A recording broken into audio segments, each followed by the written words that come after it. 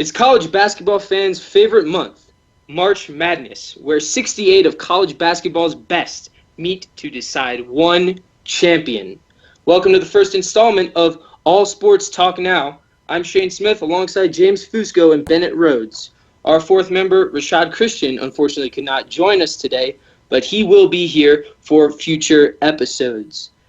Obviously, it's now March, and just earlier today, the brackets were announced for the field of 68 to determine who would make the Final Four and eventually be crowned national champion. James, after seeing the bracket, tell me one of the big storylines that you've seen. Well, for me, Kansas seems to have a pretty difficult bracket for being the overall one seed.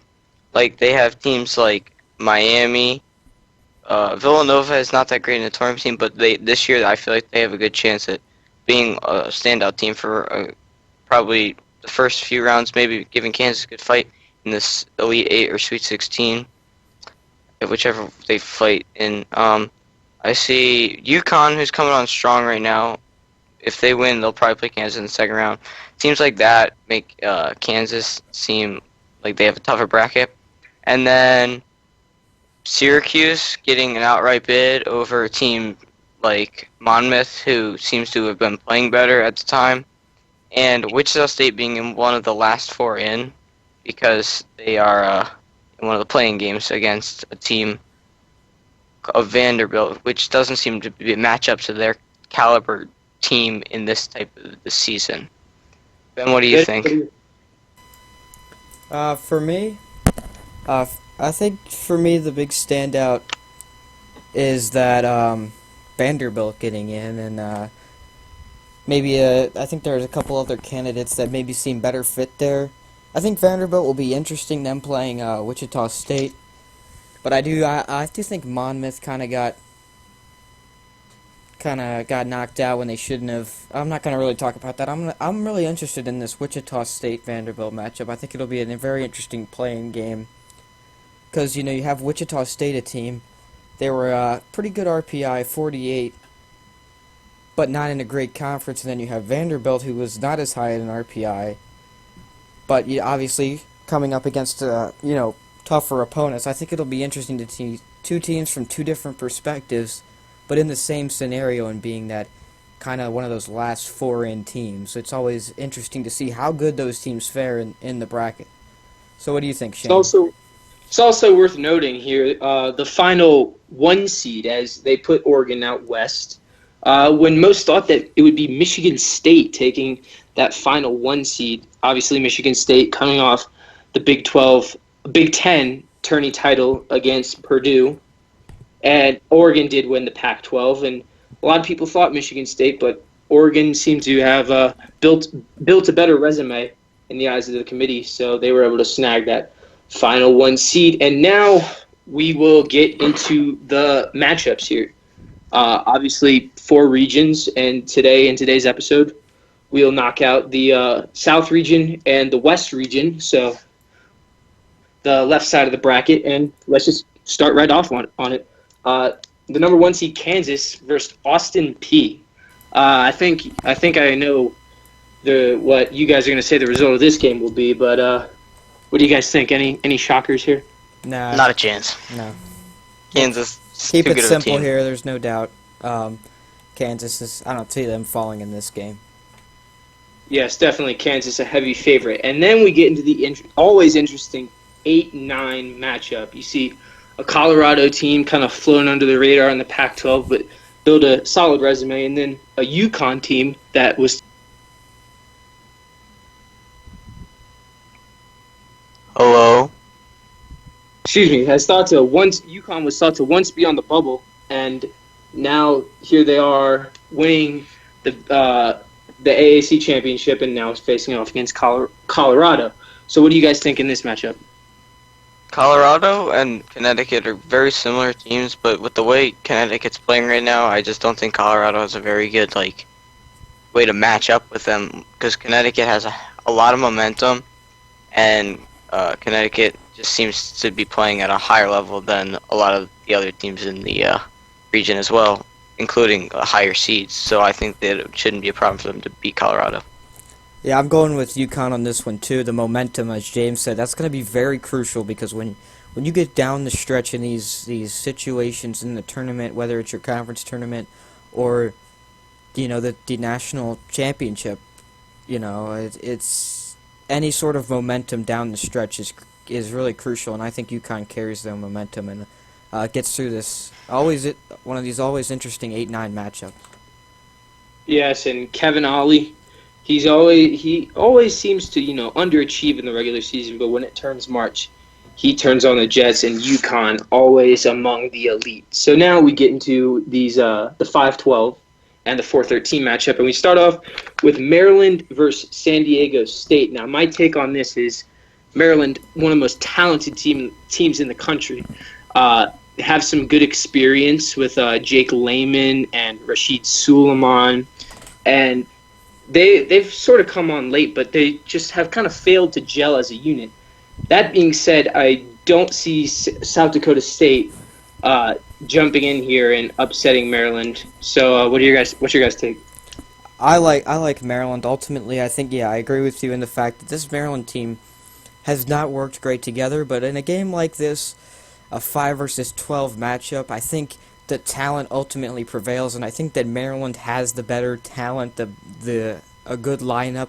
I think this Maryland's team is a completely different. I think coming into the season, expectations were really high for them to be, a team that would work better together. And I think ultimately, if they can work together in the tournament, it's a different team than we saw in the regular season that had their points where they struggled. Well, with the way Maryland's playing right now, struggling some, I think that this game's going to be close, but I still think that Maryland is going to find a way, like they do in a lot of their close games, to get by and win this game. But in order for that to happen, it's not just going to take one player like Rashid Suleiman or Miller Trimble to step up big. It's going to take everyone working together as one unit to prevail, like you guys said.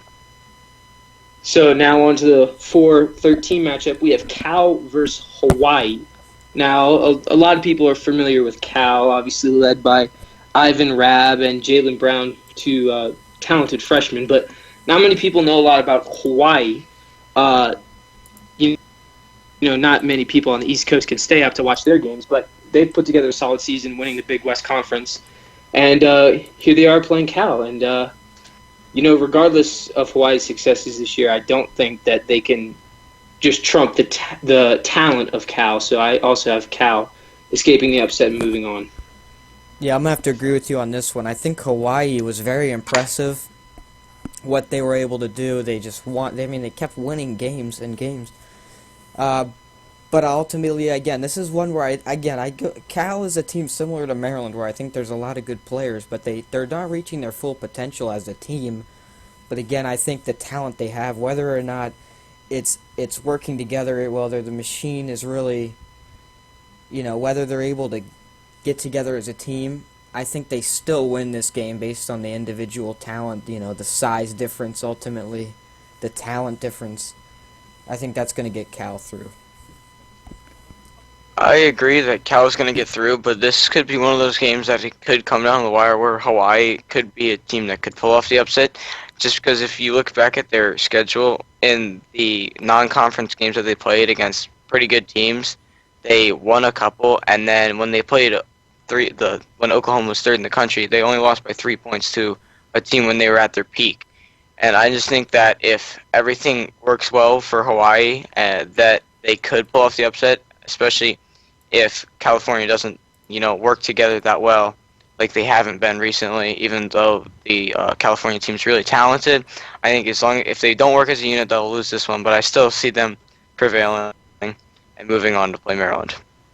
So just speeding things up here, we have Miami, the 3 seed, versus Buffalo, and just to keep it short and sweet, Miami, very experienced, very talented, with the likes of Angel Rodriguez, McClellan, Jakiri. They take this game from Buffalo. Without a doubt. Buffalo had a interesting way of getting here.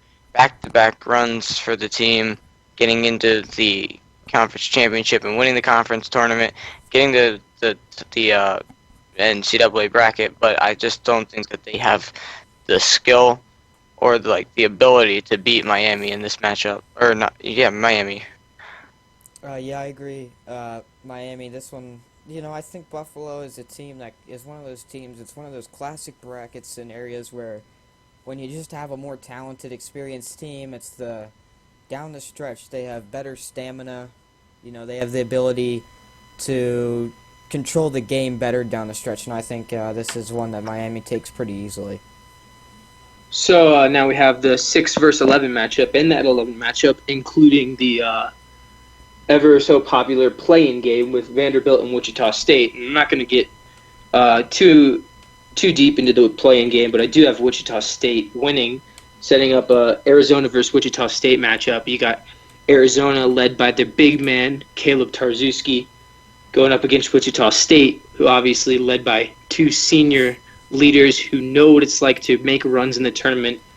And so now you say, is it going to be the big men or the guards that prevail with Van Fleet and Baker versus Tarczewski? And I say experience is going to win this one. Wichita State advances.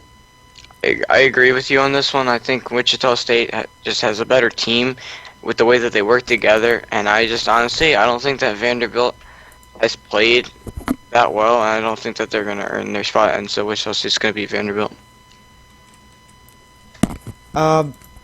For me, this was tough. I do have Wichita State also advancing from the play-in game, but I have to go Arizona here. That's just my take. This is one I was really back and forth on, but it just seemed like to me Wichita State just did not get it done in the non-conference games that were a little tougher. Tournament teams, Tulsa, Iowa, losing to them. I think this Wichita State team will put up a fight. They have in the past. They've always been a team that's gained a lot of interest in the tournament. Always a name we like to see. But I think Arizona ultimately wins this game. So now just speed through this bottom half of the bracket. We have 7 seed Iowa versus Temple. And Temple put together a solid year in the AAC. 1 seed in their tournament, had regular season champion, but they're going up against an Iowa team who's faced far better competition, has a star in Jared Uthoff, and even though Iowa's been struggling late down the stretch, Temple's not going to be able to hang with the Hawkeyes here. I got to go with Temple here. The Owls, Temple Owls. I really The thing is, I'm not a huge fan. I don't really love Temple, but I just think the momentum working against Iowa in this case. We talked about it working for a team like UConn. I think losing 4 of the last 5 down the stretch for Iowa. I just don't think this team is in the right place right now, and I think Temple comes up with this one. It's a close game, I think, in the end, but I do have Temple advancing here. I'm going to have to disagree with you, Ben. I think just with the way that Iowa's potential works, I feel like they can find a spark in them, considering that they have the skill and the ability to beat a top 5 team like they have in the past in Michigan State. They beat Michigan State twice in the regular season, and so I just think that Temple doesn't have enough manpower to beat this Iowa team at their best. And the final... Oh, sorry. So, as you guys... 2 games here in a row to end the South and then to begin the West. Villanova to get upset? I don't think so. I don't see that. Not in this one. And then so we're going to go ahead and keep going with the round of 32 here in the South, and then we will transition into the West. And okay. Just to pick up the pace here, we have Kansas versus UConn. That was consensus among the group. I got. What do you guys think? What do you guys think? Ultimately, Kansas. UConn eventually. They'll be stopped, and I think it's going to come here. Well, Kansas, obviously, number 1 overall seed, best team in the country. UConn, though, playing excellent of late. And I actually have the Connecticut Huskies upsetting the number 1 overall seed, Kansas Jayhawks, to advance to the Sweet 16.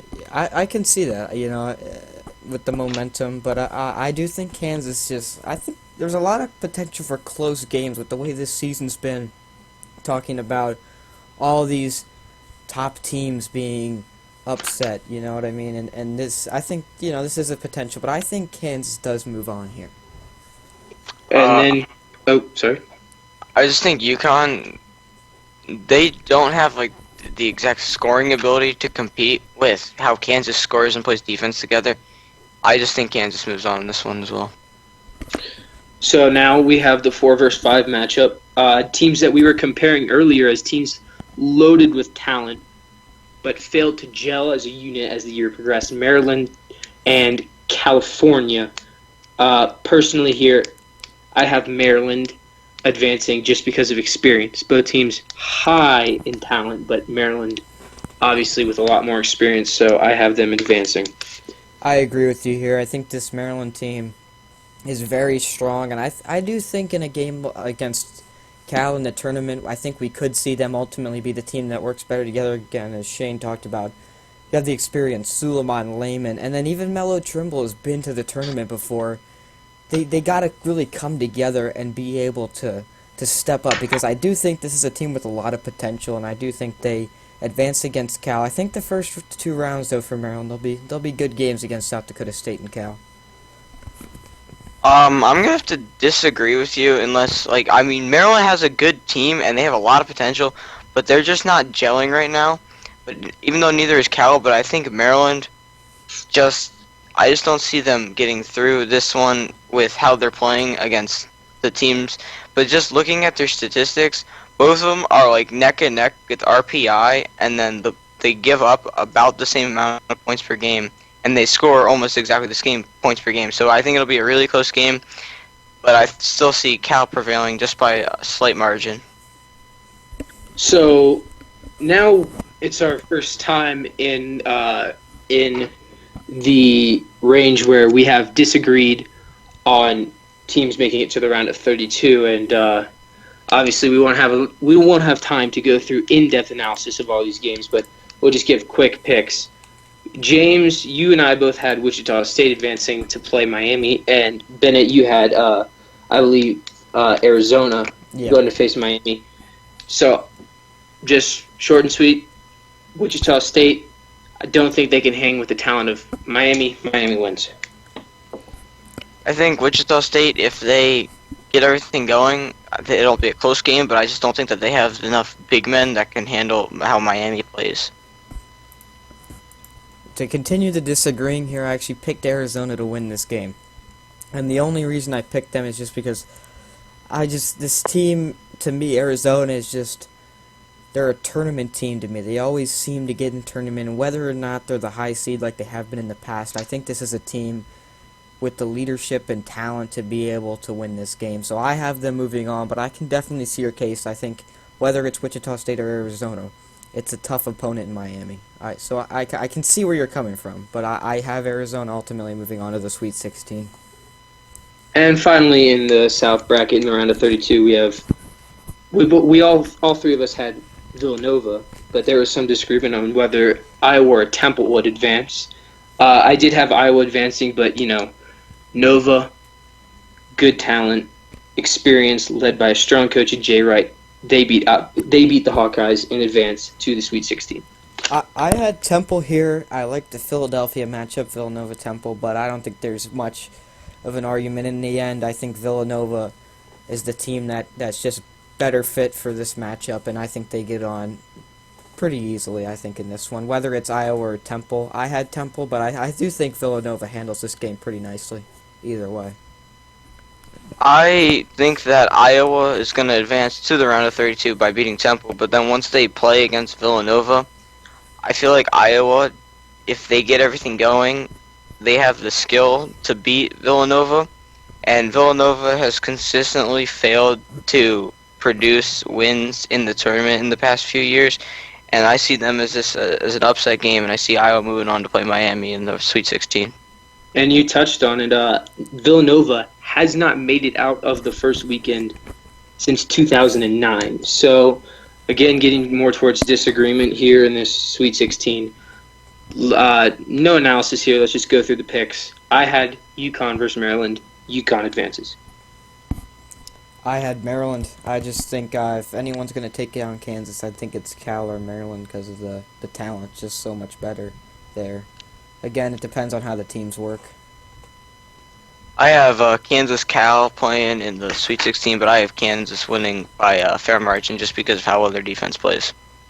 And finally, to the second half, more disagreement here. I have University of Miami Hurricanes going up against Villanova. Nova, good, experienced. Miami, good and experienced. But ultimately, I think due to Nova not having success in recent past, Miami wins this game. Something about this year for Villanova, I think they can get out of the Sweet 16 here. I do have them beating Arizona, who I had moving into the Sweet 16.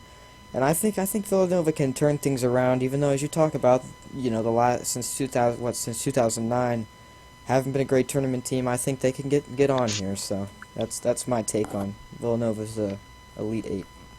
Well, I'm the only one that doesn't have Villanova advancing this game, but the team that I do have advancing, I have losing to Miami, Iowa. I just don't see them being able to win this game because Miami all around is a tough team to beat, and I just see them pulling through this game. Probably going to be a close game, but I just see them winning this one.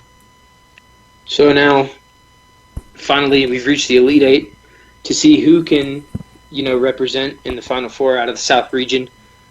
My matchup, 9th seeded UConn, upsetting the likes of Kansas and Maryland, and against Miami, who's done well in games against Wichita State and Villanova, and ultimately UConn versus Miami.